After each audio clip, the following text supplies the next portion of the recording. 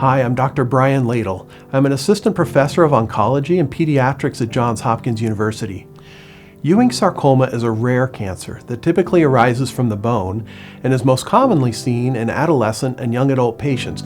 The focus of our project is to understand how a patient's immune system interacts with the Ewing sarcoma tumors and how to then harness the power of the patient's immune system to develop new immune-based treatments for Ewing sarcoma. Ewing sarcoma patients continue to face huge challenges.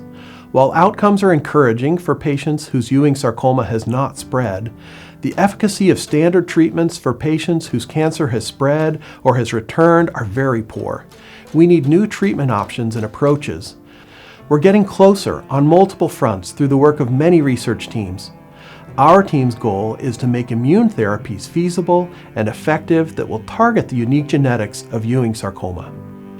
I am so inspired by the vision of the families who have come together to make this work possible.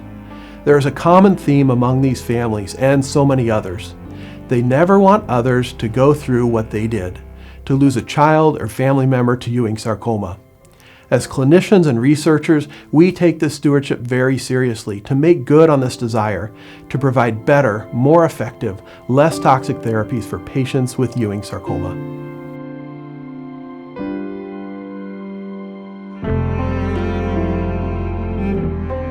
We want to extend our deepest thanks to the Ferris Foundation, the Sam Day Foundation, the Rutledge Cancer Foundation, the Alan B. Slifka Foundation, the Shohet Family Fund for Ewing Sarcoma Research, and the St. Baldrick's Foundation for coming together to make this important work possible.